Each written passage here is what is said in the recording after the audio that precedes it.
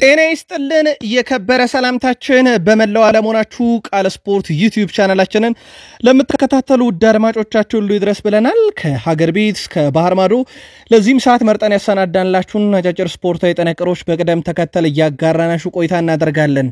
እስከ ፕሮግራማችን ፍጻሜ ዛሬም እንደ ሁልጊዜው ቆዩ። ታላላቅ የአውሮፓ ክለቦችን የተመለከተም ወቅታዊ መረጃዎችን ለእናንተ ውድ አድማጮቻችን እንደዚሁ አሰናድተን ይዘንላችሁ መጥተናል። በዚህኛውም ጥንቅራችን አርሰናል ከአንድ ክለብ ጋር ድርድር እያደረገ ይገኛል። በተለይም በውሰት የሰጠውን ተጫዋች በዛው ቋሚ ለማድረግ ነው። ጠቀም ያለም ገንዘብ ከተጫዋቹ ያገኛል ተብሎ ይጠበቃል። ብዙ ትችት ያስተናገደው ኦዴጋርድን በቁጥር እንመለከተዋለን። ከዛው ውጭ የአሰልጣኝ ማይክል አርቴታ እና አርሰናልን ከ21 ዓመት በኋላ ወደ ኋላ መለስ ብለን በአንድ ጉዳይ እንቃኛለን። በአርሰናል በኩል ተጨማሪ የቡድን ዜናዎችን ይዘናል። ከክለቦቻቸው ጋር የውሰት ውላቸውን ማጠናቀው ወደ አርሰናል የሚመለሱ ተጫዋቾች በተመለከተ አዳዲስ ውሳኔዎችን በክለቡ እየሰማን ነው። ዛሬ በካሪንግተን ልምምድ ተደርጎ ነበር ከቼልሲ ጨዋታ በፊትና እንደ ለየት ያለ ክስተት ተፈጥሯል። ብሩኖ ፈርናንዴዝ እና አማድ ዲያሎ ክስተቱን በተለየ መንገድ ሲያጋሩት ነበር በምስል እናደርሳችኋለን እናንተ ውድ አድማጮቻችን። ከዛ በተጨማሪ ግን ማንቸስተር ዩናይትድ አሁን ያሉ ተጫዋቾች ላይ ትችቶች መጉረፍ ጀምረዋል። ጋሪ ኔቭል የሚለን ነገር አለ። በማንቸስተር ዩናይትድ በኩል ኦናናንም አልታይ ባይንደርንም የማይፈልገው ሩበን አሞሪም ከክለቡን ምላሽ ተሰጠው የሚለውን እናደርሳቸዋለን። ከዛ በተጨማሪ እሳቸው ከቼልሲ ጨዋታ በፊት የሰጡት ጋዜጣዊ መግለጫ አለ። በርካታ ነጥቦችን አንስተዋል። ከጋዜጠኞች ለቀረቡላቸውም ጥያቄ ምላሽ ሰጥተዋል። የፕሪሚየር ሊግ የዓመቱ ምርጥ ተጫዋች እጩ ይፋ ሲደረግ የአሌክሲስ ማካሊስተር አለመኖር በርካቶችን እያነጋገረ ይገኛል። በሊቨርፑል በኩል ግን አንድ ትልቅ ተጫዋችን ዝውውር መሳተፍ ጀምሯል። በጣም ወሳኙን የአውሮፓ ምርጡን አጥቂ ለማስፈረም የሚደረገውን ጥረት ላይ አሁን የሊቨርፑልን ስም መስማት ጀምረናል። ፖል ጆይስ እንዳስነበበውን ከሆነ ሊቨርፑል አስገዳጅ ዝውውሮችንም ሊያደርግ ይችላል።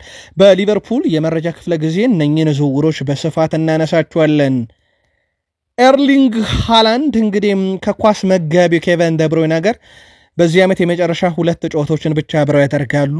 በሃላንድ እና በኬቨን ደብሮይና መካከል ያለው ጥምረት በጣም የተለየ ነው። ሃላንድ የሚለን ነገር አለ። ከዛ በተጨማሪ ፔፕ ጋርዲዮላ ከ2017-18 የውድድር ዓመት በኋላ ለመጀመሪያ ጊዜ ስማቸውን ያልሰማንበት አንድ መድረክ ተፈጥሯል። የፕሪሚየር ሊጉን ወጣት ተጫዋቾች እናነሳለን። ውድ ቤተሰቦቻችን ቼልሲም በኩል እንደዚህ ያገኘናቸው ተጨማሪ መረጃዎች አሉ። በቼልሲ በኩል ስማቸው በስፋት ከሪያል ማድሪድ አንድ ተጫዋች ጋር እየተያዘ ነው። ቼልሲን የሚለቁም ወደ 7 የሚጠጉ ተጫዋቾችን በተመለከተም እንደዚሁ መረጃ ይዘንላችኋል። የአውሮፓ ትልቅ ክለቦች፣ ትልቅ ተጫዋቾች ወቅታዊ ዕለታዊ የቡድን መረጃን እስከ ፕሮግራማችን ፍጻሜ ከኛ ጋር ስትቆዩት የምታደምጡ ነው የሚሆነው። በድጋሜ ላይክ ማድረግ እንዳይረሳ። ለሐሳብ አስተያየታችሁ ግን አስቀድመን ከልብ እያመሰገን አንድ ጥያቄ ጠይቀናችሁ ግን እንጀምር። ቀድሞ ክለቦቻችሁ ሲጫወቱ የነበሩ ግን አሁን የሌሉ ቢመጡ ለክለቦቻችሁና ዳግም ቢጫወቱ የምትሿቸው ተጫዋቾች አሉ ወይ? በሐሳብ መስጫ ሳጥናችን ላይ ያጋሩን። ሪያል ማድሪዶች የመጀመሪያው ፈራሚያቸው ዲያን ሁይሰን የሕክምና ምርመራውን በቀጣይ ሳምንት እንዲያደርግ ከበርንማውዝ ጋር ከስምምነት ደርሰዋል። በርንማውዞቹም ፈቃድ ሰጥተዋል ወደ ስፔን በረራ አድርጎ የሕክምና ምርመራዎችን እንዲያደርግ ማለት ነው። በበርንማውዝ እና በሪያል ማድሪድ መካከል የወረቀት ስራዎች እየተጠናቀቁ ይገኛሉ። ሲደረግ የነበረው ድርድር ላይ አንደኛው 50 ሚሊዮን ዩሮ በምን ያክል ጊዜ ይከፈል የሚለው ነበር። በ2 ዓመት የሚል ነበር። አሁን ላይ ግን ሁለቱ ክለቦች የመጨረሻ ስምምነት ላይ ሲደርሱ በ3 ዓመት ተከፍሎ እንዲያልቅ በሚል ከስምምነት ላይ ደርሰዋል። ሪያል ማድሪድ እንግዲህ የዝውውር ፖሊሲው እጅግ በጣም አስደናቂ የሚባል ነው። በነፃ ተጫዋቾችን ያስፈርማል። እንደዚህ አይነት ተጫዋቾችን ደግሞ በ50 ሚሊዮን ዩሮ ሲያስፈርም በ3 ዙር ክፍያ ይከፍላልና የሪያል ማድሪድ የመደራደርን ጥንካሬ የሚያሳይ ነውና የዲያን ሁይሰን የሕክምና ምርመራ ቀጣይ ሳምንት በስፔን ማድሪድ የሚደረግ ይሆናል። የዲያን ሁይሰንን ዝውውር የጨረሰው ሪያል ማድሪድ በቀጥታ ወደ ሌላ ድርድር ፊቱን አዙሯል። የቤኔፊካውን አልቫሮ ፈርናንዴዝን ለማስፈረም ድርድር በይፋ ጀምሯል። የዚህ ተጫዋች የውል መፍረሻ 50 ሚሊዮን ዩሮ ውድ ቤተሰቦቻችን። ግን ከዲያን ሁይሰን ዝውውር ጋር በተያያዘ አንድ መታወቅ ያለበት ነገር አለ። ማንቸስተር ዩናይትድ ይህን ተጫዋች በ18 ሚሊዮን ዩሮ የመግዛት ሙሉ መብት አለው። ዲሴምበር 31 ነው የሚጠናቀቀው ይህ አንቀጹ ላይ ያለው። ስለዚህ ማንቸስተር ዩናይትዶች ረጅም ጊዜ አላቸው ይህን ተጫዋች ለማስፈረም። ግን ማንቸስተር ዩናይትዶች እስከዚህ ሰዓት ድረስ ይህን ተጫዋች ለማስፈረም ምንም አይነት ጥረት እያደረጉ አይደለም። የቀድሞ ተጫዋቻቸው ነው ለቤኔፊካ ሲሸጡት እንደዚህ አይነት አንቀጾችን አካተው ነበር። ለማንኛውም ማንቸስተር ዩናይትድ ከሪያል ማድሪድ ሽያጭም የሚያገኘው የተወሰነ ገንዘብ አለ። ሪያል ማድሪድ አልቫሮ ፈርናንዴዝ ላይ እንግዲህ ጠንካራ ድርድሮችን አድርጎ ድርድሩ ተሳክቶ የሚገዛ ከሆነ የዚህም ተጫዋች የዝውውር ሂሳብ 50 ሚሊዮን ዩሮ ነው። በቀጣይ ማድሪድና ማንቸስተር ዩናይትድ በተጫዋቹ ላይ ያለ የዝውውር ፍጥጫ የሚጠበቅ ነው የሚሆነው። ልክ በዛሬዋ ቀን 2002 በፈረንጆች አቆጣጠር ዚነዲን ዚዳን እቺን የምትመለከቷትን የቮሊ ግብ አስቆጥሮ ነበር። በእግር ኳስ በወቅቱ ያልነበረ ተመልካች በራሱ የሚያስታውሳት ግብ ናት። ብዙ ጊዜ በተደጋጋሚ በቴሌቪዥን ስክሪን ላይ አትጠፋም።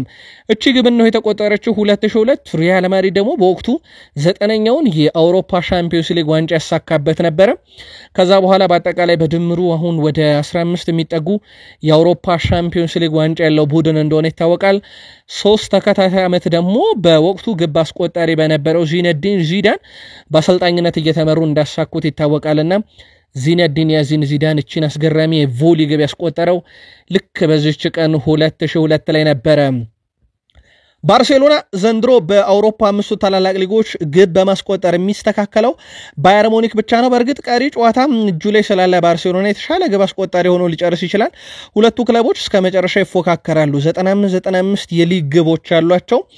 በባርሴሎና በኩል ግን ከዚህ የላቀ ግብ የማስቆጠር ንጻሬ ጨዋታ ስላላቸው ምናልባትም በአውሮፓ 5 ታላላቅ ሊጎች የዘንድሮ ከፍተኛ ግብ አስቆጣሪ ሆኖ ይጨርሳል የሚባለው እንደ ቡድን ባርሴሎና ነው። በዚህ ቡድን ውስጥ በርካታ ላይ እነሱ የሚችሉ ተጫዋቾች አሉ ግብ በማስቆጠር። ለአብነት ያክል ራፊኒያን ብንወስድ 34 ግብ አለው፣ 25 አሲስቶች ያሉት በሁሉም ጨዋታዎች። ዘንድሮ ላሚን ያማል 16 ግብና 24 አሲስቶች በሁሉም መድረክ አለው። የሁለቱ ደግሞ አብዛኛውን የግብ ተሳትፎን ይወስዳሉ ከባርሴሎና ዘንድሮ ከተቆጠሩት ግቦች ውስጥ። እንደዚህ አይነት ግቦችን ካየን እንደ ኦስማን ዴምቤሌ ያለ ተጫዋች 33 ግብና 13 አሲስት በሁሉም መድረክ። የፕሪሚየር ሊጉ የሊቨርፑል የሻምፒዮኑ ክለብ ተጫዋች ሳላ 33 ግብና 23 አሲስት አለው። በዚህ ደረጃ ካየን ደግሞ የሳላ እጅግ በጣም ከፍተኛም የሚባል ነው። ናፖሊዎች ድርድር ማድረግ ጀምረዋል ከጆናታን ዴቪድ ጋር። ትላንትና በይፋ ሊል ከክለቡ ጋር በአመቱ መጨረሻም እንደሚለያይ ያረጋገጠለትን አጥቂውን ጆናታን ዴቪድን ከአሁኑ ለማስፈረም ጥረቶች ሲደረጉ የመጀመሪያው ክለብ ናፖሊ ሆኗል። ይፋ ድርድር ያደረገው ናፖሊም ለተጫዋቹ በአመት 6 ሚሊዮን ዩሮ ደሞዝ አቅርቦለታል። ተጫዋቹ እስከዚህ ሰዓትም ድረስ ቢሆን ከውሳኔ ያልደረሰም ታላቅ የአውሮፓ ክለቦች ውስጥ መጫወት ይፈልጋል ነው የተባለው። ናፖሊም በእርግጥ በጣም ግዙፉ ክለብ ነው በአውሮፓ፣ በተለይም ዘንድሮ በጣሊያን ሴሪያ ለስኩዴቶ እንግዲህ በጣም የቀረበውን ቡድን ነው። በእርግጥ በዚህ ሳምንት ነጥብ ጥሎ በኢንተርና በናፖሊ መካከል ያለው የነጥብ ልዩነት ወደ 1 እንደጠበበ ይታወቃል። ለማንኛውም እንግዲህ ለሻምፒዮንነት እየቀረበ ያለው ናፖሊ ራሱን በቀጣይ ዓመት ለማጠናከር ለጆናታን ዴቪድ በአመት 6 ሚሊዮን ዩሮ አቅርቦለታል። የፊት መስመር አጥቂያቸው ሮሜሎ ሉካኮ ነው። በዚሁ በናፖሊ ቤት ዘንድሮ ሉካኮ በተለየ ሚና ነው እንግዲህ የመጣው። ውድ ቤተሰቦቻችን ሮሜሎ ሉካኮ የ9 ቁጥር አጥቂ ነው። ስለዚህ በግብ ተሳትፎ ነበረ ስሙን ልንሰማ የሚገባው በግብ ማስቆጠር ማለት ነው። አሁን ግን ስሙን እየሰማን ያለ ነው በአሲስት ደረጃ ነው። 10 አሲስቶች አሉት በሴሪኤ። የሴሪው ከፍተኛ አሲስት አድራጊ 9 ቁጥሩ ሮሜሎ ሉካኮ ነው። ከዛ በኋላ እነ ፑሊሲች፣ ራፋኤል ሊያኦ፣ ፓዝ፣ እነ ታቫሬዝ እናገኛለን። እነኚህ አጥቂ አማካይ ስፍራ ተጫዋችና የመስመር ተከላካዮች ናቸው። የተለመደ ነው። የሮሜሎ ሉካኮ ግን ወጣ ያለ ነው። ሮሜሎ ሉካኮ በሴሪው ከፍተኛ ግብ አስቆጣሪነት 5ኛ ነው የሚገኘው። የአታላንታ ሩትጌ 24 አለው፣ የፊዮሬንቲናው ኬን 17፣ የአታላንታው ሉክማን 15፣ የኢንተሩ ቱራም 14 አለው። ከዛ በኋላ ነው የምናገኘው ሉካኮን በ13 ግብና ሉካኮ ባይሆን 10 ሲደመር ግብ 10 ሲደመር አሲስት ብቸኛው ተጫዋች ነው በሴሪኤው። የስፔኑ ክለብ ሪያል ቤትስ ከቼልሲ ጋር የኢሮፕ ኮንፈረንስ ሊግ የፍጻሜ ተፋላሚ እንደሆነ ይታወቃል። ሪያል ቤትስ የክለቡ ደጋፊዎች የፍጻሜ ጨዋታውን በስቴዲየም እንዲመለከቱ ትልቅ ስክሪን ማዘጋጀቱን ይፋ አድርጓል። ከስቴዲየም መግቢያ ትኬት ሽያጩ የሚገኘው ሙሉ ገቢ ለበጎ አድራጎት ዓላማም እንደሚውል ነው የተገለጸው። ደጋፊዎች ስቴዲየም ተገኝተው ጨዋታውን ለመታደም የሚያስችሉ የመግቢያ ትኬቶችን 2 ዩሮ ብቻ ከፍለው መታደም ይችላሉ። ስለዚህ የተሰበሰበውን ገቢ ለበጎ አድራጎት እናውለዋለን ብለዋል። ሪያል ቤትስ ከቼልሲ ጋር የሚያደርጉት የኮንፈረንስ ሊግ የፍጻሜ ጨዋታ ከ12 ቀናት በኋላ እንደሚደረግ ይታወቃል። ቼልሲና ሪያል ቤቲስ ሁለቱም እንግዲህ ዘንድሮ ዓመታቸውን በዋንጫ ለማጠናቀቅ ይሄ ትልቁ ዕድላቸው ነው። በርግጥ ቼልሲ በዓለም ክለቦች ዋንጫም ይሳተፋል፣ ግን ከዛ የተሻለ ቼልሲ ዋንጫ ሊያነሳ የሚችልበት ትልቁ መድረክ ይሄ ነው። ለሪያል ቤቲስ ደግሞ ብቸኛው መድረክ ነውና ቀጣይ ውድድር ዓመት ደግሞ ያለምንም ሂሳባዊ ስሌት አሸናፊው የኢሮፕ ሊግ ተፋላሚ እንደሚሆን ይታወቃል። አሌክሳንደር ላካዜቲን የመጨረሻ ውድድር ዓመቱ ላይ ይገኛል። ከፈረንሳዩ ክለብ ኦሎምፒክ ሊዮን ጋር በዓመቱ መጨረሻ እንደሚለያይ ነው መረጃዎች እየወጡ የሚገኙት። አስደናቂ ውድድር ዓመታትን አሳልፈዋል። ከአርሰናል ከተመለሰ በኋላ በዘንድሮ ውድድር ዓመትም ለኦሎምፒክ ሊዮን ጠንካራው ተጫዋች እሱ ነበር ማለት ይቻላል። ግን በዓመቱ መጨረሻ በይፋ ከክለቡ ጋር እንደሚለያይ ነው አርኤምሲ ስፖርት እያስነበበው። ከሰሞኑ አንድ መረጃ በስፋት ሲወጣ ነበር። የፖርቹጋል እግር ኳስ ፌዴሬሽን ከጆዜ ሞሪኖ ጋር በቃል ደረጃ ከስምነት ደርሷል የሚል ነገር ግን መረጃው ሐሰት መሆኑን የፖርቹጋል እግር ኳስ ፌዴሬሽን አስታውቋል። ለሚታወቀው ከሮቤርቶ ማርቲኔዝ ጋር እስከ 2026 የዓለም ዋንጫ መጠናቀቂያ ድረስ ኮንትራት እንዳላቸው ይታወቃልና ከሳቸው ጋር እንደሚቀጥል ነው የፖርቹጋል ብሔራዊ ቡድን ያስታወቀው። በዚህ መሰረት የሩመር መረጃውን የቱርክ ሚዲያዎች እንዳወጡት የገለጸው የፖርቹጋል እግር ኳስ ፌዴሬሽን ጆዜ ሞሪኒሆ የኛ አሰልጣኝ አይሆኑም ብለዋል። ሀገራትን ካነሳን በአሰልጣኝ ሊዮኔል ስካሎኒ የሚመራው የአርጀንቲና ብሔራዊ ቡድን በቀጣይ ላሉበት የዓለም ዋንጫ ማጣሪያ ጨዋታዎች ለተጫዋቾች ጥሪ ያቀርበዋል። የብሔራዊ ቡድኑ አምበል ሊዮኔል ሜሲ ወደ ብሔራዊ ቡድን ስብስብ ተመልሷል። የአርጀንቲና ብሔራዊ ቡድን በቀጣይም ከቺሊና ኮሎምቢያ ጋር የዓለም ዋንጫ ማጣሪያ ጨዋታቸውን እንደሚያደርጉ ይታወቃል። ብሔራዊ ቡድኑ ከወዲሁ ለዓለም ዋንጫ ማለፉ ማረጋገጡ አይዘነጋም። ስለዚህ የቡድን ግንባታውን ለማጠናከር የሚደረግ ጥረት ማለት ይቻላል። የትኞቹ ተጫዋቾች ጥሪ ተደረገላቸው የሚለውን ጉዳይ በተመለከተ ደግሞ ውድ ቤተሰቦቻችን ከሊዮኔል አንድሬስ ሜሲ በተጨማሪ የክለብ መረጃዎችን በቀጣይ ስፖርት የመረጃ ክፍለ ጊዜ ስናነሳም ተጫዋቾቹን እንደዚሁ ጎን ለጎን የምንነግራችሁ ይሆናል። ከየክለቦቻችሁ ምን ያህል ተጫዋቾች ተጠሩ በሚለው ጉዳይ ላይ ነው። በቀጣይም ሌሎች ብሔራዊ ቡድኖች ልክ እንደ አርጀንቲና ሁሉ ለተጫዋቾቻቸው ይፋዊ ጥሪን ያደርጋሉ ተብሎ ይጠበቃል። ቃል ስፖርት ዩቲዩብ ቻናላችን ላይ ናችሁ። ስፖርታዊ ጥንቅሮችን እያደመጣችሁ ከተወዳጁ የእንግሊዝ ፕሪሚየር ሊግ ወዳገኘናቸው ተጨማሪ ስፖርታዊ ጥንቅሮቻችን እንሻገር። በድጋሜ ከቃል ስፖርት ዩቲዩብ ቻናላችን ጋር መልካም ቆይታ ተመኘን።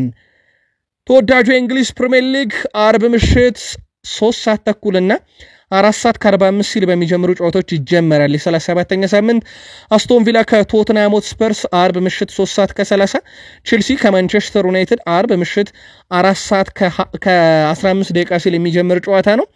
ፕሪሚየር ሊጉ እንግዲህ እሁድ ይቀጥላል። አብዛኛው ጨዋታ እሁድ ነው የሚደረጉት። ቅዳሜ ጨዋታ እንመለከትም። በኤፍኤ ካፕ የፍጻሜ ጨዋታ ነው የምንመለከተው።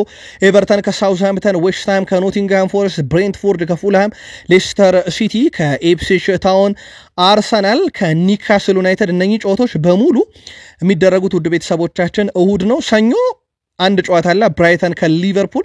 እንደዚሁ ማክሰኞ ክሪስታል ፓላስ ከወልቭስ፣ ማንቸስተር ሲቲ ከበርንማውዝ። የእንግሊዝ ፕሪሚየር ሊግ የ37ኛ ሳምንት መርሃ ግብሮች በዚህ መልኩ ነው የሚደረጉት። ቅዳሜ የምንመለከተው ብቸኛ ጨዋታ የኤፍኤ ካፕ የፍጻሜ መርሃ ግብር በክሪስታል ፓላስ እና በማንቸስተር ሲቲ መካከል ይሆናል። የእንግሊዝ ፕሪሚየር ሊግ የዓመቱ ምርጥ ተጫዋች 8ቱን አደረስናችሁ። ምርጥ 5 አሰልጣኞችም እንዲሁ አደርሰናችኋል። ያልነገርናችሁ ምርጥ ወጣት ተጫዋቾችን ነበረ፣ እነሱን ደግሞ እናደርሳችሁ። በ2024-25 የውድድር ዓመት የእንግሊዝ ፕሪሚየር ሊግ ምርጥ ወጣት እጩ ተጫዋቾች 8 ይፋ ተደርገዋል። በዚህ መሰረት ሊያም ዴላፕ ከኢፕስዊች ታውን፣ አንቶኒ ኢላንጋ ከኖቲንግሃም ፎረስት፣ ሪያን ግራቨንበርች ከሊቨርፑል፣ ዲያን ሁይሰን ከበርንማውዝ፣ ኮል ፓልመር ከቼልሲ፣ ጆዋ ፔድሮ ከብራይተን ኤንድ ሆቭ አልቢየን፣ ሞርጋን ሮጀርስ ከአስቶን ቪላ እና እንደዚሁም ዊሊያም ሳሊባ ከአርሰናል እጩ ሆነው ቀርበዋል። ውድ ቤተሰቦቻችን ወጣት ምርጥ ተጫዋቾች ስለእናንተ በዚህ ሲዝን ማን ነበር? በሐሳብ መስጫ ሳጥናችን ላይ ልታሰፍሩልን ትችላላችሁ። ምናልባት መረጃችንን ላልተከታተላችሁ ውድ ቤተሰቦቻችን በእንግሊዝ ፕሪሚየር ሊግ የዓመቱ ምርጥ ተጫዋችና የዓመቱ ምርጥ አሰልጣኝ እጩዎች ይፋ ተደርገዋል። በአሰልጣኝ ዘርፍ ለማስታወስ ያክል ኑኖ ስፕሪንቶ ሳንቶስ፣ አርኔ ስሎት፣ ኤዲ ሃው፣ ቶማስ ፍራንክ እና ቪቶር ፔሬራ። በተጫዋች ምርጥ ዘርፍ ደግሞ የቀረቡ 8 ተጫዋቾች ሞርጋን ጊብስ ዋይት፣ ሪያን ግራቨንበርች፣ አሌክሳንደር ኢሳክ፣ ብሪያን መቤሞ፣ ዴክላን ራይስ፣ ሳላ፣ ቨርጅል ቫንዳይክ፣ ክሪስ ውድ መመረጥ ችሏል። ከተጫዋቾችም ከአሰልጣኞችም ምርጥ አለ ወይም ደግሞ የተመለከትነው በጣም አስደናቂ ተጫዋች ያለ የምትሉት ካለ በሀሳብ መስጫ ሳጥናችን ላይ እንደዚሁ ልታሰፍሩልን ትችላላችሁ። የመርሳይዱ ክለብ ኤቨርተን ደጋፊዎች በሳውዛምተን ጨዋታ በስቴዲየሙ የአልኮል መጠጥ እንዲጠቀሙ መፍቀዱ ተገልጿል። ኤቨርተን ለደጋፊዎች በጉዲሰን ፓርክ ስቴዲየም የአልኮል መጠጥ ሲፈቅድ ከ40 ዓመት በኋላ ይህ ለመጀመሪያ ጊዜ ነው። ኤቨርተን በሳምንቱ መጨረሻም ጉዲሰን ፓርክ ስቴዲየም የሚሰናበት መሆኑን ተከትሎ የተለየ ሕግ ማውጣቱ ነው የተዘገበው። ኤቨርተን ታሪካዊውን የጉዲሰን ፓርክ ስቴዲየም ከ133 ዓመት በኋላ ተሰናብቶ ወደ አዲሱ ስቴዲየሙ ይገባል። ስለዚህ የመጨረሻ ጨዋታው መሆኑን ተከትሎ ነው እንግዲህ ኤቨርተኖች ለአንዴና ለመጨረሻ ጊዜ በስቴዲየሙ በሚያደርጉት ጨዋታ ላይ ደጋፊዎች ከ40 ዓመት በኋላ አልኮል እንዲጎነጩ ተፈቅዷል። ምናልባት ይህ አልኮል እንግዲህ ደጋፊዎችን ወደ ሌላ ነገር ይወስዳቸዋል የሚለው ነገር ደግሞ በጉጉት ይጠበቃል። እንግዲህ በኤቨርተን ስቴዲየም ምን ሊፈጠር ይችላል የሚለው ነገር በራሱ በዚህ ሳምንት በትልቁም የሚጠበቅ አጋጣሚ ነው። ምናልባት የኤቨርተን የዚህ ሳምንት ጨዋታ የሚደረገው ደግሞ ኦልሞስት መውረዱን ካረጋገጠው ሳውዝሃምፕተን ጋር ነውና ትልቅ ጨዋታ ይሆናል ተብሎ ይጠበቃል። ሳውዝሃምፕተን ምንም የሚያጣው ነገር የለም። ኤቨርተን ደግሞ በተቃራኒው ለመጨረሻ ጊዜ እዚህ ሜዳ ላይ ይጫወታልና ትልቅ ትንቅንቅ ይኖራል። በዛ ላይ ደግሞ ደጋፊዎች ጎንጨት እያሉ የሚመለከቱት ጨዋታ ነው። ፔፕ ጋርዲዮላ ከ2017-18 የውድድር ዘመን አንስቶ የፕሪሚየር ሊጉ የዓመቱ ምርጥ አሰልጣኝ በመባል 5 ጊዜ አሸንፏል። ከ2017-18 እስከ 2023-24 የውድድር ዓመት ውስጥ በነበረ ጊዜ ማለት ነው። ዘንድሮ ግን እንግዲህ ከዛ በኋላ ለመጀመሪያ ጊዜ እጩ ውስጥ እንኳን መካተት አልቻለም። ምክንያቱም ዘንድሮ ማንቸስተር ሲቲ እንደ ወትሮ አይደለም። ለሻምፒዮንስ ሊግ ቦታ ለመያዝ በራሱ እየታገለ ያለ ቡድን ሆኗል። ባለፈው ሳምንት ደግሞ ውድ ነጥብ እንደጣለ ይታወቃል። በፕሪሚየር ሊጉም ያው መውረዳቸውን ካረጋገጡ ቡድኖች ጋር በዚህ ሰዓት መጫወት በጣም ፈታኝ ነው በፕሪሚየር ሊጉ። ምክንያቱም ወራጆቹ የሚያጡት ነገር ስለሌለ ምንም አይጠነቀቁም። በርካታም ግብ ቢቆጠርባቸው የሚያሰጋቸው ነገር የለም። ለክብር ነው የሚጫወቱትና ሞር ለማሸነፍ ስለሚጫወቱ ፈታኝ ናቸውና ሲቲም እንደዚህ አይነት ነገር ከሳውዝሃምፕተን ጋር ገጥሞት ነበር። ለማንኛውም ቡድናቸው ዘንድሮ ለሻምፒዮንስ ሊግ ቦታ ሲፋለም እሳቸው ግን ከ2017-18 በኋላ ለመጀመሪያ ጊዜ እጩ ሆነው አልቀረቡም። ኬቨን ደብሮይና በዋንጫ ቢጨርስ ደስ ይለኛል ብለዋል ኤርሊንግ ብሮት ሃላንድ። በማንቸስተር ሲቲ አስደናቂ ጊዜን እያሳለፈ የሚገኘው እንግዲህ ኤርሊንግ ብሮት ሃላንድ እዚህ ምን ያህል ዋንጫዎች እንዳሸነፈ አውቃለሁ ይላል ኬቨን ደብሮይናን። አንድ ተጨማሪ ዋንጫ እንደሚያገኝ ተስፋ አደርጋለሁ ብሏል። ከሱ ጋር መጫወት በጣም ልዩ ነበረ። በተለይም ተቀይሮ በሚገባም ሰዓት በጨዋታ ውስጥም በነበረ ሰዓት ሜዳ ላይ ትልቅ ተጽዕኖ ፈጣሪ ተጫዋች ነው። እሱን ማግኘት ለኛ ቀላል ነበር ብሏል። በውድድር ዓመታቶቹ ላይ ኬቨን ሲሄድ እሱን የሚተካ ተጫዋች እንፈልጋለን። ምንም እንኳን ኬቨን በብዙ መንገዶች የማይተካ ተጫዋች ነው ብሎም ገልጾታል። ምንም ጥያቄ የለውም። ባለፉት 10 ዓመታት ውስጥ የማንቸስተር ሲቲ ብቻ ሳይሆን የፕሪሚየር ሊጉ ምርጡ አማካይ ነበረ። በተለይም ኳሶችን አሲስት የሚያደርግበት ቴክኒኩ በጣም የተለየ ነው። ወደ ሳጥን ውስጥ የሚያሻግራቸው ኳሶች ለአጥቂዎች በጣም በቀላሉ የሚገኙና በቀላሉ ግብ ሊያደርጓቸው የሚችሉ አይነት አሲስቶች ነበሩ። በዚህም እንግዲህ ኤርሊንግ ብሮት ሃላንድ እና የኬቨን ደብሮይና የመጨረሻ ጥምረት የምንመለከትባቸው 3 ጨዋታዎች ብቻ ይቀራሉ። የኢሮፕ ሊግ የዋንጫ ተፋላሚ ነው ቶትናም ሆትስፐርስ። ጨዋታው የሚደረገው ሳንማሜስ ላይ እንደሆነ ይታወቃል። ስፔን በርካታ የቶትናም ደጋፊዎች ለኢሮፕ ሊግ ፍጻሜ ጨዋታ ወደ ስፔን ቢልባኦ ለመጓዝ ማሰባቸው እየተገለጸ ይገኛል። ጨዋታውን ለመታደም ትኬት የሌላቸው 15,000 ያህል የቶትናም ደጋፊዎች ወደ ስፔን ይጓዛሉ ተብሏል። በማንቸስተር ዩናይትድ በኩል 2,000 ያህል የሚሆኑ ትኬት የሌላቸው ደጋፊዎች ወደ ስፍራው ለማቅናት ቀጠሮ ይዘዋል ሲባል ከዚህ አንጻር ካየነው የ13,000 ደጋፊ ልዩነት አለ። እንግዲህ በቶትናም በኩል 15,000 ደጋፊ የሚሄደው ስቴዲየም 100% እንደማይገባ እያረጋገጠ ሲሆን የዩናይትድ 2,000 ብቻ መሆኑ ግን በጣም አነጋጋሪ ሆኗል። በቼልሲና ሪያል ማድሪድ መካከል ምንም አይነት ውይይትም ድርድርም ባይኖርም ቼልሲ ሮድሪጎ ላይ ፍላጎት ካላቸው የፕሪሚየር ሊግ ክለቦች ውስጥ ሆኗል። ሪያል ማድሪድ ተጫዋቹን ለመሸጥ ክፍት ነው ተብሏል። ቼልሲ ይሄንን ያውቃል፣ ሊቨርፑል፣ አርሰናል ሌሎችም ይሄ መረጃ ደርሷቸዋልና ሁኔታዎችን በቅርብ እየተከታተሉ እንደሆነ ይታወቃል። የምዕራብ ለንደኑም ክለብ ቼልሲ ይህን ተጫዋች ሁኔታ መከታተል ጀምሯል። ቀጣይ ውድድር ዓመት በተጫዋቹ ምርጫ አንድ ትልቅ የአውሮፓን ክለብ ይቀላቀላል ተብሎ ይጠበቃል። ከሪያል ማድሪድ ጋር ትልቅ ሰጣ ገባ ውስጥ ገብቷል ተጫዋቹ። አሁን ለተጫዋቹ ራሱ ሌላ አስፈሪው ነገር ወደ ብራዚል ብሔራዊ ቡድን አሰልጣኙ ይሄዳሉና እሱስ ይሄዳሉ ወይ ከዚህ በኋላ ከአሰልጣኞች ጋር ምን አይነት ግንኙነት ይኖረዋል የሚለው እንደሚጠበቅ ሆኖ ሳለ ምናልባት አዲስ የሚመጣው አሰልጣኝ ዣቪ አሎንሶ በዚህ ተጫዋች ላይስ ምን አይነት ነገር ይወስናል የሚለው ነገር ለቼልሲም ለአርሰናልም ለሊቨርፑል ምላሽ ይሰጣል። ለማንኛውም ቼልሲም ልክ እንደ ሌሎቹ ክለቦች ሁሉ ስለ ተጫዋቹ መረጃዎችን መከታተል ጀምሯል። ቼልሲ በአመቱ መጨረሻም በርከት ያሉ ቁልፍ ተጫዋቾች ያልሆኑ ለቡድኑ ወይም ለቡድኑ ረጅም ጊዜ ማገልገል የማይችሉ ብሎ ያመናቸውን በርካታ ተጫዋቾች ይለቃል። በዋነኝነት እስከዚህ ሰዓት የተረጋገጠው ቤን ቺልዌል፣ ካርሊቹ ኮሜካም በውሰት ነው የሚገኙት። አርማንድ ቦሮሃን፣ አክሰል ዲሳሴ፣ ኬፓር ዚባላጋ፣ ጆዋ ፍሌክስ እና ሬናቶ ቬጋ እዛው በውሰት የሚገኙበት ክለብ መቆየት ከቻሉ ቼልሲ ፈቃደኛ ነው፣ በቋሚነት ዝውውራቸውን ማድረግ ከቻሉ ክለቦች ማለት ነው። ካልሆነ ግን ቼልሲ በቀጥታ ላይ መሸጥ ወደ ክለቡ ይመለሳቸዋል። የሳውዲ ክለቦችን ጥያቄ ደግሞ አብዝቶ ይሻል ነው የተባለው ቼልሲ። ምክንያቱም ከሳውዲ ክለቦች ነው ጠቀም ያለ ገንዘብ ሊገኝ የሚችለው። አብዛኛው የአውሮፓ ክለቦች ወይ በውሰት ነው ተጫዋቾችን ማስፈረም የሚፈልጉት አሊያም በጥቂት ገንዘብ ሆኖ በረጅም ጊዜ የሚከፈል ነውና በቀጣይ እንግዲህ ቼልሲ እነኚህን ተጫዋቾች በምን አይነት መንገድ ይለቃቸዋል የሚለው የሚጠበቅ ነው የሚሆነው።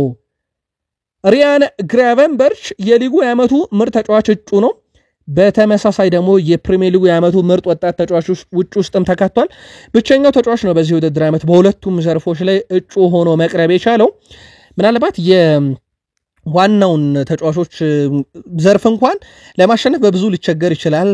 የክለቡ አጋሩ ሳላ በትልቁ ለአሸናፊነት የታጨው ተጫዋች ነው የዓመቱ ምርጥ ተጫዋች።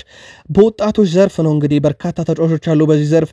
እነ ዲያን ሆይሰን መግቢያችን ላይ ነግረናቸዋል። በትልቁ ሊጠቀሱ የሚችሉ ተጫዋቾች ናቸው። ሰፋ ያለ እንግዲህ ፉክክር በሚታይበት የወጣቶች እጩ ላይም ተካቷል። ለማንኛውም ብቸኛው ተጫዋች ነው በሁለቱም ዘርፍ ያለው። በርካቶችን ግን እያነጋገረ የሚገኘው አሁን ላይ የዓመቱ ምርጥ ተጫዋች ይፋ ሲደረግ ከሊቨርፑል ቨርጂል ቫን ዳይክ፣ ሳላህና ሪያን ግራቨንበርች ሲካተቱ የአሌክሲስ ማካሊስተር አለመካተት በርካቶችን ያስገርመዋል። ቀንደኛ የማንቸስተር ዩናይትድ ደጋፊ የሚባለው ማርክ ጎልድብሪጅ ሳይቀር የአሌክሲስ ማካሊስተር በዚህ ዝርዝር ውስጥ አለመካተት እጅጉን አስገርሞኛል፣ ፍጹም የተለየ ዓመትን ነበር ያሳለፈው ብሏል። እንደሚታወቀው አሌክሲስ ማካሊስተር የኤፕሪል ወር የወሩ ምርጥ ተጫዋች የደጋፊዎችም የሊቨርፑልም ምርጥ ተጫዋች ተብሎ ማሸነፉ ይታወቃል። የጨዋታ ጊዜን የሚፈልጉና ክለቡን የሚለቁ በርከት ያሉ ተጫዋቾች መኖራቸው ስለማይቀር ሊቨርፑል በክረምት ስራ ይበዛበታል ብሏል ፖል ጆይስ ይዞት በወጣው መረጃ መሰረት ሊቨርፑሎች አንዳንድ አስገዳጅ ዝውውሮችንም ለማድረግ ይገደዳሉ ብሏል። ልክ እንደ ትሬንት አሌክሳንደር አርኖልድ ሲወጣ ጄሬሚ ፍሪፖንግ አስገዳጅ ዝውውር ነው ያው እሱን መተካት ስላለባቸው፣ ግን ለሊቨርፑል የሚያስቆጨው በነፃ ለለቀቁት ተጫዋቻቸው 35 ሚሊዮን ዩሮ አካባቢ ወጪ ማድረጋቸው ነው። ከዛ በተጨማሪ ግን ሌሎችም ተጫዋቾች እንግዲህ የሚያልቀቃቸው አይቀርምና እነሱ ለመተካት የተለያዩ ዝውውሮች ይደረጋሉ ተብሎ ይጠበቃል። ለማንኛውም ግብ ጠባቂ ዘርፍ ማማር ዳሽቬሊ ይመጣል። ፍሬድሪኮ ኬዛ ደግሞ ወደ ሌሎች አውሮፓ ክለቦች በሽያጭ መልክ ያመራል። ከዛ ውጪ ደግሞ እንደ ኮማሃዲ ኬለር ያለ ግብ ጠባቂ ደግሞ ሊቨርፑልን በአመቱ መጨረሻ ይለቃል ተብሎ ይጠበቃል። በፊት መስመር ላይ ዳርዊን ኑኔዝ፣ ዲያጎ ጆታ ከክለቡ ጋር መቆየታቸውም ነገር ጥያቄ ምልክት ውስጥ እንዳለ ይታወቃል። የአጥቂ ስፍራቸውን ደግሞ ለማጠናከር ሊቨርፑሎች ወደ ቪክተር ጊዮኬሬስክ ዝውውር መለስ ብለዋል። እንግዲህ ተጫዋቹን በተመለከተ መረጃ ማሰባሰብ ጀምሯል። እስካሁን በእርግጥ አንድም ክለብ ከቪክተር ጊዮኬሬስክ ጋር ይፋዊ ድርድር አላደረገም። ከስፖርቲንግ ሊዝበን ጋር ከተጫዋቹ የቅርብ ሰዎች ጋር ውይይት ያደረገው አርሰናል ብቻ ነው። ሊቨርፑሎችም መረጃዎችን ጠይቋል። ወደ ፉክክሩ መግባቱም ተረጋግጧል። በቀጣይ እንግዲህ ዋነኛ ተፎካካሪው የሊቨርፑል ይሆናል ተብሎ የሚታሰበው አርሰናል ነው። በዚህ ረገድ አርሰናል ቤት በነገራችን ላይ በዝውውሩ እንግዲህ ቪክተር ጊዮኬሬስክ፣ ቤንጃሚን ሼሽኮ በሚል ቡድኑ ለሁለት ተከፍሏል። አርቴታም የኢሳክ ጉዳይ በትልቅ ገንዘብ ከወጡ በኋላ አሁን ሙሉ ትኩረታቸው አርቴታ ቤንጃሚን ሼሽኮ የለም የሚሉት አንድሪያ ቤርታ ደግሞ ፊታቸውን ወደ ጊዮኬሬስክ እንዳዞሩ ይታወቃል። አሁን ደግሞ ሊቨርፑል ተጨምሯል። ከባድ ፈተና በቀጣይ ክረምት ጊዮኬሬስክን ለማስፈረም እንጠብቃለን። ባለፉት ሁለት የውድድር ዘመናት 10 ሲደመር ጎሎችና 10 ሲደመር አሲስቶችን በሁለቱም ዓመታት ያፈጸሙት ሁለት ተጫዋቾች ናቸው። ሳላህን ከሊቨርፑል ፍሎሪያን ዌርዝን ከባየር ሌቨርኩሰን እናገኛለን። ሳላህ ነባር የሊቨርፑል ተጫዋች ነው። ፕላስ ለሚቀጥሉት 2 ዓመታት ኮንትራቱን ፈርሟል። ፍሎሪያን ዌርዝ ደግሞ ቀጣይ ከሊቨርፑል ጋር እንዲቀላቀል ከሰሞኑ ድርድር የተደረገበት ተጫዋች ነውና ሁለቱ በአንድ ቡድን የሚጫወቱ ከሆነ ደግሞ ያሁኑ ሊቨርፑል ሌላ ትልቅ ጥንካሬን ይፈጥራል። ለማንኛውም የፍሎሪያን ዌርዝ ጉዳይ ተረጋገጠ ነገር አይደለም፣ ግን ባለፉት 2 ዓመታት በሁለቱም ዓመት 10 ሲደመር ግብ 10 ሲደመር አሲስት ያላቸው ብቸኛ የአውሮፓ 5 ታላላቅ ሊግ ተጫዋቾች ናቸው። ለፍጻሜ ለመዘጋጀት የቼልሲ ጨዋታ በጣም ወሳኝ ነው ብለዋል ሩበን አሞሪም። የማንቸስተር ዩናይትዱ አሰልጣኝ ሩበን አሞሪም ለፍጻሜ ጠንካራ ዝግጅት ለማድረግ በቼልሲ ጨዋታ ጥሩ መንቀሳቀስ አስፈላጊ ብለውታል። ለፍጻሜ ጨዋታ በደንብ ለመዘጋጀት ለቼልሲ ጨዋታ ትልቅ ግምት መስጠት አለብን ያሉት ሩበን አሞሪም አክሎም በጨዋታው ጥሩ መንቀሳቀስና እንደዚሁም ደግሞ ነጥብ ይዘን መውጣት አለብን። የቼልሲ ጨዋታ በራሱ በጣም አስፈላጊ ነው፣ ዓላማችን ጨዋታን ማሸነፍ ስለሆነ ብለዋል። በቼልሲ ጨዋታ ላይ የተወሰኑ ለውጦች እንደሚኖሩ አረጋግጠዋል። በተለይም የዩሮፓ ሊግ ፍጻሜ በቂ ማገገሚያ ጊዜ ስለሚኖረን የተወሰኑ አዳዲስ ነገሮችን በጨዋታው ላይ ልንሞክርበትም እንችላለን ብለዋል።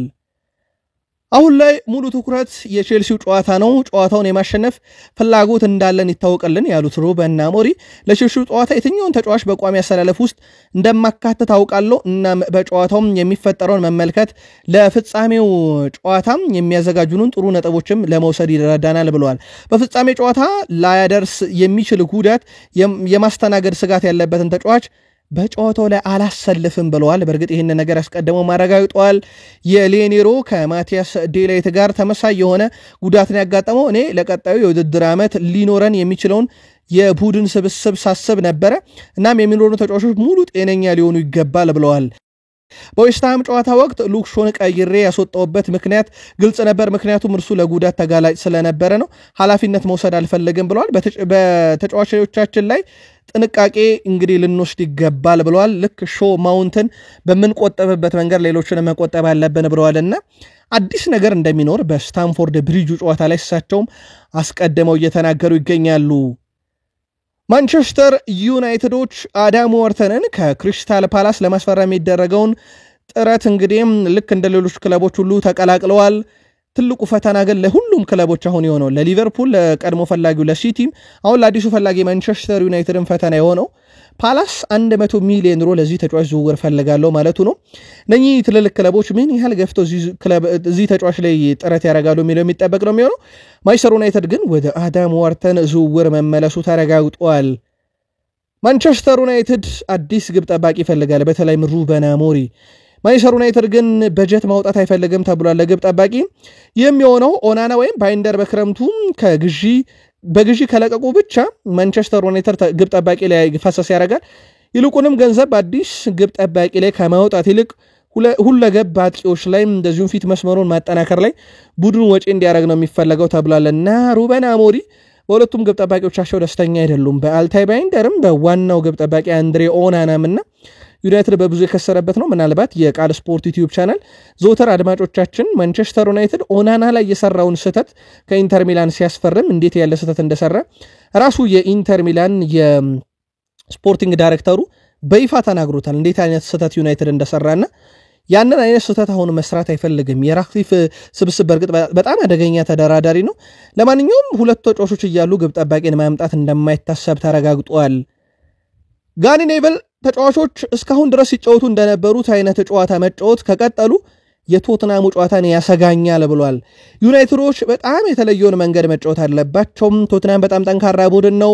በተለይም በዚህ ሰዓት ቶትናም ሆትስፐርስ ያለው ብቸኛ ተስፋ ልክ እንደኛው ክለብ ይላል ጋሪ ኔቭል ይህ ዋንጫ ነውና የተለየ ጨዋታ ያደርጋሉ ብዬ እጠብቃለሁና ነገሩ ትንሽ ከበድ ስለሚል ማንቸስተር ዩናይትድ ከዚህ በፊት ሲጫወት ከነበረበት መንገድ በተለየ መንገድ መጫወት ግድ ይለዋል ብለዋል።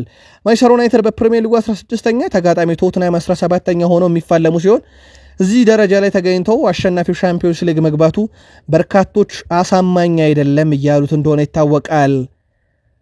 ፓትሪክ ኤቭራ ማንቸስተር ዩናይትድን መልቀቅ ቤተሰብን እንደመተው ነበር ብሏል። ይህ ክለብ ሁሉንም ነገር ሰጥቶኛል፣ ሁሌም ዩናይትድ በልቤ ይኖራል። አሁንም ዩናይትድን እየደገፍኩ ነው ብሏል ፓትሪክ ኤቭራ ዛሬ ልደቱ ነው በነገራችን ላይ ፓትሪክ ኤቭራ በርካታ ሐሳቦችን ሰሞኑን ሲሰጥ ነበር ፓትሪክ ኤቭራ ከሰጣቸው ሐሳቦች ውስጥ አንደኛው እና ለየት ያለው ግን ከሰር አሌክሳንደር ቻክማን ፈርጉሰን ጋር በተያያዘ የሰጠው ሐሳብ ነው ምናልባት አሁን ዩናይትድን እያሰለጡን ቢሆን ቤታቸው እስር ቤት ይሆን ነበር ብሏል እንደ ምክንያት ያነሳው ደግሞ ጸጉር በሚያቆመው ቁጣቸውና በጫማ ተወራዋሪነታቸው ምክንያት ምን ያህል ተጫዋቾች ሲያስለቅሱ እንደነበረ አስታውሳለሁኝ እናም የአሁኖቹ ተጫዋቾች ይሄን በማድረጋቸው ከሳቸው አደገኛ ቡጢ ሊጠብቃቸው ይችላልና የተጫዋቾቹ ጦስሳቸውን ለእስር ቤት ሊዳረጋቸው ይችላል ነበር የአሁኖቹ ተጫዋቾች እድለኛ ናቸው ብሏል ፓትሪክ ኤቭራ ምክንያቱም እንደ ሰር አሌክሳንደር ቻክማን ፈርጉሰን አይነት አሰልጣኝ ላይ ስላልጣላቸው ብለዋል ዛሬ ለየት ያለው ነገር በካሪንግተን ልምምር ነበር ውድ ቤተሰቦቻችንና በአንድ አጋጣሚ ኳስ ወደ ላይ ከፍ ስትል አሌሃንድሮ ጋርናቾ በደረቱ ኳሷን ለማቆም ጥረት ያደርጋል ኳሷን ለማቆም የሄደበት ቴክኒክ ግን አንድ አማተር ተጫዋች የሚያደርገው እንጂ አንድ ፕሮፌሽናል ተጫዋች በሚያቆምበት አይነት ቴክኒክ አልነበረም ኳሷን በደረቱ ኮንትሮል ያደረጋትና በዚህ ምክንያት አማደ ዲያሎና ብሩኖ ፈርናንዴስ በትሬኒንግ ላይ እጅጉን ሲቀልዱበት ነበር ያመሹት ለማንኛውም በማንቸስተር ዩናይትድ በኩል ለሁዱ ጨዋታ አዲስ የመጣ የጉዳት ዜናም እንደሌለ አሰልጣኝ ሩበን አሞሪም አረጋግጠዋል የማንቸስተር ዩናይትድ የዘንድሮ ውድድር ዘመን የዓመቱ ምርጥ ወጣት ተጫዋቾችም ይፋ ተደርጓል በርካታ ወጣት ተጫዋቾችን በሚጠቀመው የዘንድሮ ማንቸስተር ዩናይትድም የእንግሊዝ መስመር ተጫዋች ሃሪ አማስ የዓመቱ ምርጥ ወጣት ተጫዋች በመባልም መመረጥ ችሏል ባለፉት 5 ዓመታት ኢታን ዊትሊ ኮቢ ሜኖ አሌሃንድሮ ጋርናቾ ሾተር እና አንቶኒ ላንጋ በተከታታይ የዓመቱ ምርጥ ወጣት ተጫዋች ሽልማትን ማሸነፍ ችለው ነበር ማንቸስተር ዩናይትድ የዘንድሮ ውድድር ዘመን የዓመቱ ምርጥ ወጣት ተጫዋቻቸውን ይፋ ሲያደርጉ እንግሊዝ መስመር ተጫዋች ሃሪ አማስ ተመርጧል ምናልባት በማንቸስተር ዩናይትድ ዋናው ቡድን ውስጥም በዘላቂነት እናየዋለን ተብሎ ይጠበቃል ይሄንን ወጣት ተጫዋች በተለይ በሉክሾ ቦታ ላይ በጣም አስደናቂ ግልጋሎትን መስጠት እንደሚችል ተመልክተናል በቼልሲውም ጨዋታ ላይ አሰልጣኝ ሩበን አሞሪም ይሄንን ተከላካይ ሊጠቀሙት ይችላሉ ፖርቶ ፋቪዮ ቬራን የመግዛት ምንም አይነት ፍላጎት እንደሌለው ለክለቡ አርሰናል አሳውቋል ካለም ክለቦች ዋንጫም በኋላ ወደ ክለቡ አርሰናል ይመልሱታል ተብሏል አርሰናል ራሱ ተጫዋቹን ያስፈረመው ከፖርቶ ነበርም ፖርቶች በውሰት ጊዜው ደስተኛ አይደሉም ተብሏልና በዚህ ምክንያት ለአርሰናል በይፋ ተጫዋቹን እንደሚመልሱት ሲረጋገጥ በላዚዮና በአርሰናል መካከል ግን በኑኖ ታቫሬዝ ዝውውር ጉዳይ ላይ አሁን ለድርድር ተቀምጧል ይሄንን ተጫዋች ይመልሱታል ተብሎ ነበር ሲጠበቅ የነበረው አሁን ግን ድርድር ላይ ናቸው አርሰናል 9 ሚሊዮን ዩሮ ከዚህ ዝውውር ይፈልጋል ከቋሚ ዝውውሩ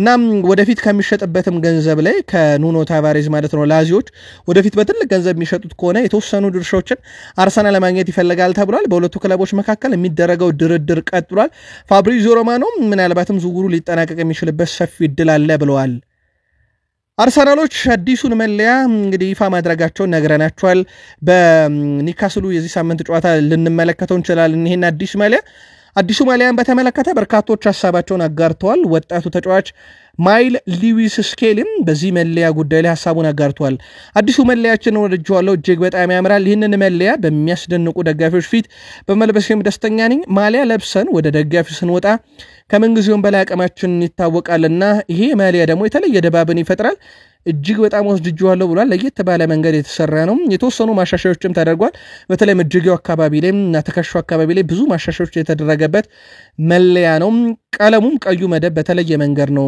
የተቀባውና የአርሰናል አዲሱ መለያ ከኒካስል ጨዋታ ጀምሮ እናየዋለን ተብሎ ይጠበቃል በዚህ የውድድር ዓመት በፕሪሚየር ሊጉ በ90 ደቂቃ ውስጥ ወደ አደገኛው የሜዳ ክፍል ብዙ ኳሶችን ያቀበለው በርካታ ተችት የሚያስተናግደው ማርቲን ኦዴጋርድ ነው በ90 ደቂቃ በ2024-25 የውድድር ዓመት ማርቲን ኦዴጋርድ ወደ 6.53 ኳሶችን ወደ አደገኛው ቀጠና ያሻግራል ቀጥሎ ምናገኘው ኬቨን ደብሮይና ነው ከዛ በኋላ ጀሬሚ ዶኩ ጄደን ሳንቾ አራተኛ ሳላህ አምስተኛ ደረጃ ላይ ተቀምጧል አሁን የአለን ሺረርን ሐሳብ በድጋሚ ማምጣት ይኖርብናል አለን ሺረር ኦዴጋርድን ለመተቸት አርሰናል በጣም ምርጡን 9 ቁጥር አጥቂ ማግኘት አለበት ያኔ ነው እሱን መተቸት ያለብን ብሏልና ቀደም ባለው መረጃችንም ይሄን ጉዳይ በስፋት አድርሰናችኋል ኦዴጋርድን ለመተቸት ጊዜው አሁን ነው አይደለም በሚለው ጉዳይ ላይ አለን ሺረር አሁን አይደለም ብሏል ኦዴጋርድ ላደገኘው የሜዳ ክፍል ቀዳሚ ኳስ ነው ኳሶችን ሲያቀብል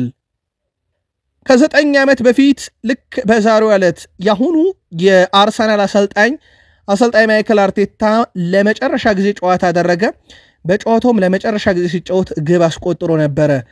ከዛ በኋላ እንግዲህ በአሰልጣኝነት ህይወት ውስጥ ነው የሚገኘው። በማንቸስተር ሲቲ የፔፕ ጋርዲዮላ ምክትል ሆኖ እስከ ማሰልጠን አሁን የአርሰናል ዋና ቡድን አሰልጣኝ ሆኖ ወደ 6 ዓመት ተጠግቷል። የአሰልጣኝነት ህይወቱን በርካቶች ገሚሶቹ ጥሩ ነው፣ ገሚሶቹ ያለ ዋንጫ መሆኑ እያሉ ከሰሞኑ ሲተቹት ነበረ።